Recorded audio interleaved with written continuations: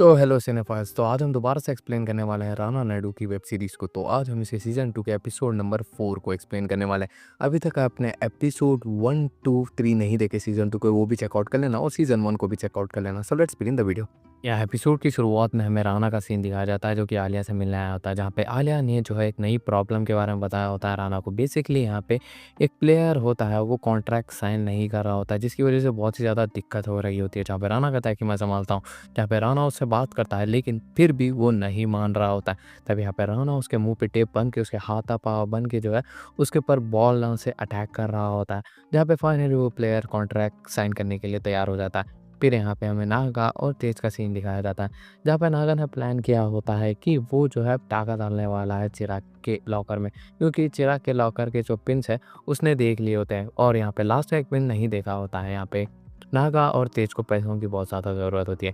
फिर यहाँ पे हमें सीन दिखाया जाता है जफ़ा का और यहाँ पे तस्नीम का, जहाँ पे उन दोनों के बीच में जो है इंटीमेसी बढ़ चुकी थी और यहाँ पे जो जफ़ा है उसने सारी की सारी आश्रम वाली बात तस्नीम को बता दी होती है। फिर यहाँ पे हमें रेहान का और यहाँ पे नित्या का सीन दिखाया जाता है, जहाँ पे रेहान रऊफ भाई से मिलने आता है। बेसिकली रेहान जहाँ पे जितना अमीर ये सब बड़ा हुआ है वो जो है रऊफ भाई की वजह से हुआ होता है, जहाँ पे वो एक म्यूज़िक डायरेक्टर से भी मिलाते हैं उसे, जहाँ पे वो म्यूज़िक जो है कंपोज़ करने वाला है नेक्स्ट कमिंग मूवीज़ में। जहाँ पे रऊफ भाई उसे बात कहते हैं और बोलता है कि तू जो है सिर्फ मेरे लिए काम करेगा और तूफ़ान वूफ़ान का हाथ तू छोड़ दे और यहाँ पे मेरी बात गौर से सुन, जो भी तू कमाएगा उसका 50% मुझे चाहिए। यहाँ पे रेहान भी इसके लिए एग्री कर जाता है क्योंकि वो रऊफ भाई से पंगा नहीं लेना चाहता था।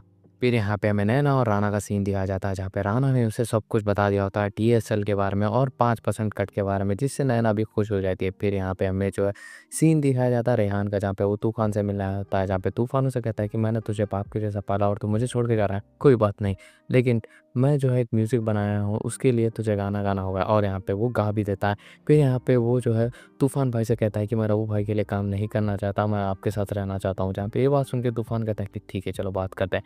फिर यहाँ पे हमें जो है ओपनिंग दिखाई जाती है टीएसएल की टीम की, जहाँ पे राणा और उसकी वाइफ नैना भी आई होती है। जहाँ पे फिर हमें सीन दिखाया जाता है नागा और तेज का, जहाँ पे वो जो है पिन मारने की कोशिश कर रहे होते हैं लेकिन उन्हें एक पिन नहीं पता होता, जिसकी वजह से 3 अटेम्प्ट्स होने के बाद वो 12 घंटे के लिए लॉक हो जाता है। फिर यहाँ पे हमें सीन दिखाया जाता है तूफान, रेहाना और नित्या का, जहाँ पे वो कार में बैठ के रऊफ भाई से मिलने के लिए आए होते हैं।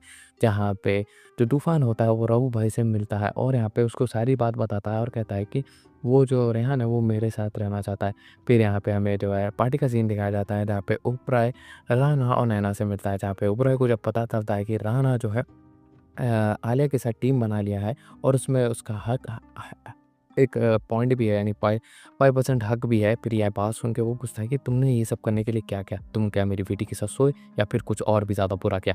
जहाँ पे ये बात सुन के तो राणा का दिमाग भी ख़राब हो जाता है, जहाँ पे नैना को भी शक होता है कि जो राणा है उसने कुछ ना कुछ गलत काम किया है। यहाँ पे हमें सीन दिखाया जाता है नागा और तेज का, जहाँ पे वो तिजोरी उठा के भाग रहे होते हैं।